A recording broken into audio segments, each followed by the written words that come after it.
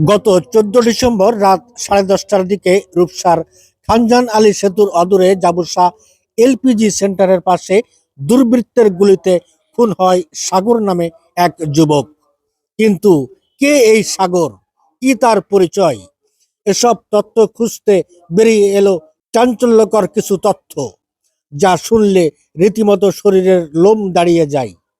এই সাগরের গ্রামের বাড়ি গোপালগঞ্জ জেলার সদর উপজেলার কাজলিয়া গ্রামে। পৈতৃক ঠিকানা ছেড়ে সপরিবারে বসবাস করত যশোর রেলগেট এলাকায়। তার বাবার নাম ফয়েজ শেখ। যশোর জেলা পুলিশের সে শীর্ষ সন্ত্রাসী।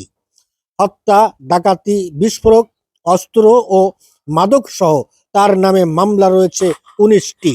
2024 সালের 8 মার্চ তার ভাই আরও এক শীর্ষ সন্ত্রাসী 32 মামলার আসামি রমজান যশোরে খুন হয়।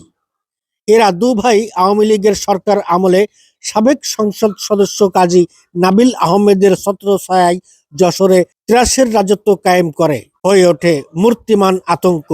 জুলাই আন্দোলনের গণ অভ্যুত্থান এবং তার আগে সহযোগী সন্ত্রাসী ভাই রমজান খুন হওয়ার পর যশোর ছেড়ে খুলনার রূপসা খানজান আলী সেতুর সন্নিকটে গ্রিন বাংলা আবাসিক এলাকায় জমি কিনে বাড়ি করে বসবাস করতে থাকেন।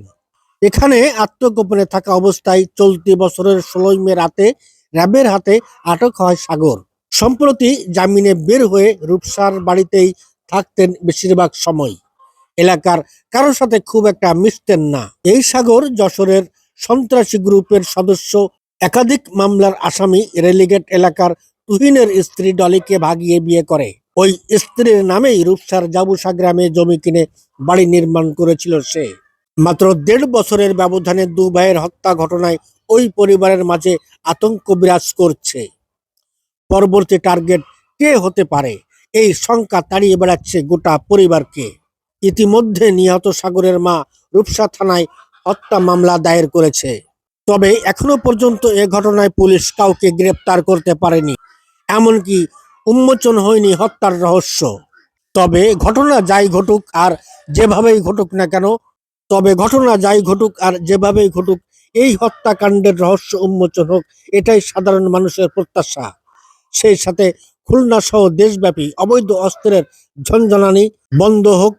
নিরাপদে থাকুক প্রিয় বাংলাদেশ, শান্তিতে থাকুক দেশের মানুষ, এই প্রত্যাশা থেকে বিদায় নিচ্ছি। আল্লাহ হাফেজ।